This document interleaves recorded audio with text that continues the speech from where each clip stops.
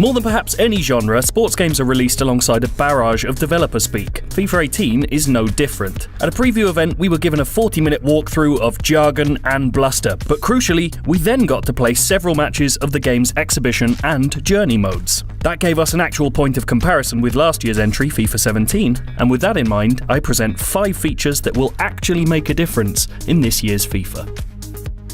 Movement on the ball is probably the hardest thing for football game devs to capture correctly. It's almost as hard to explain.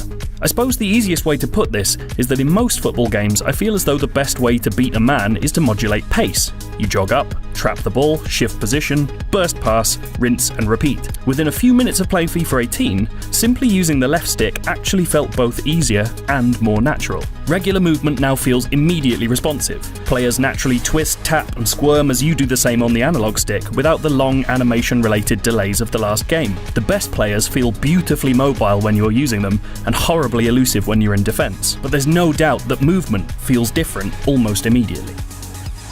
In a basic sense, The Journey's second season, or the hilariously dramatic The Journey Hunter's Return, as we're supposed to call it, is a simple continuation of the first FIFA story mode. Boy done good Alex Hunter is back, and through the miracle of safe transfers, is beginning his next chapter with your chosen club. EA's touting the main change as the fact that you can now customize Alex, gearing him up with the best sports casual clubber and a ludicrous haircut. It's also hinted at sections where you play as different characters, and nodded towards the lure of football outside of England with the inclusion of Cristiano Ronaldo as a voiced character. To me though, it's the change in tone that feels different. The first Journey was all about being in the ascendancy, a no-mark kid rising up the ranks, overcoming the sheer horrifying ignominy of having to maybe play for Aston Villa for a bit, to become loved by the nation. In my hands-on of the sequel, the first thing that happens to Alex is that 60,000 people boo his being subbed onto the pitch. There's a pantomime thrill to the idea of being a footballing hate figure and seeing how that plays out, and I'm very much hoping that that's the crux of Hunter's return. FIFA's shot for authenticity with its stadia before, of course, the right look, the right chance, but this time they're aiming for something less tangible, the right feeling. That's pushed for partly by making clear the differences between different countries' approaches to watching the game. South American crowds, for example, are peppered with gigantic multi-tier flags, their stadiums lit to look warmer and more humid than their Western European counterparts. The crowds themselves now feel more like a group of people than the bacterial uniform 2D sprites they once did. They'll swarm towards celebrating players, even climbing over seats to get to a prime hugging position. It looks almost unnerving compared to the stately, respectful crowds of old.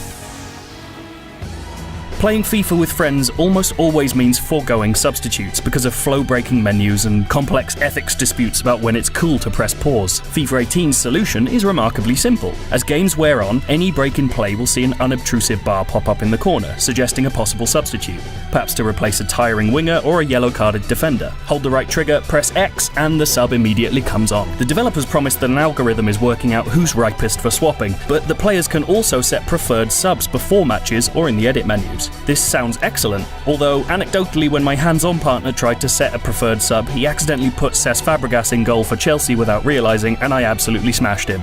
Make of that what you will. Engine improvements are perhaps the most nebulous developer promises we're given each year, but EA has gone some way towards proving that its second year with Frostbite has really made a difference. During our presentation, a picture of Chelsea's Eden Hazard in FIFA 17 was flashed up, followed by the same player in FIFA 18, and the crowd actually gasped. Much is made every year of FIFA's perceived style over substance philosophy, but it's impossible to deny that there's some real substance to the style this time. FIFA 18's instant replay feature looks more like Uncharted 4's photo mode at this point, with beautiful lighting and depth of field effects playing across pitches full of immaculately sculpted, sweaty people.